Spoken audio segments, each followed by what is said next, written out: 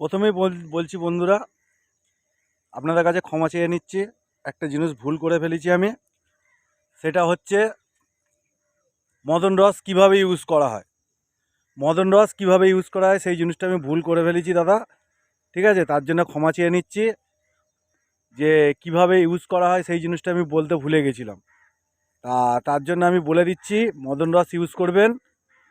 মদন রস ইউজ করবেন টোপের ভেতরে, টোপের বাইরে। নারকেল কোরমা, পিমড়ের ডিম, পোলাও দিয়ে তার মধ্যে মদন রসটা দেবেন।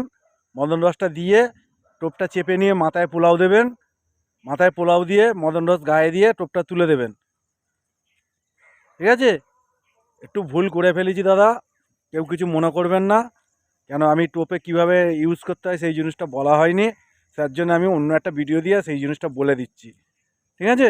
কেউ কিছু মনে করবেন না, ভুল হয়ে যায়। একা হাতে ফোন ধরে ভিডিও করি দাদা, বুঝতেই তো পারছেন, ভুল একটা হয়ে গেছে, ঠিক আছে? ছোট ভাই হিসাবে কেউ কিছু মনে করবেন না, ক্ষমা করে দিও। কিভাবে ইউজ করতে হয় বলে দিলাম, টোপের ভেতরে, টোপের বাইরে।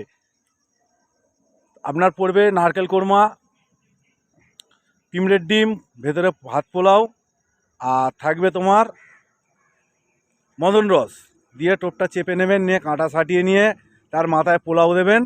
পোলাও দিয়ে তার উপরে মদন রস দিয়ে টোপটা থ্রো করবেন। থ্রো করলে মাছ খাবে, অবশ্যই মাছ খাবে। ধন্যবাদ।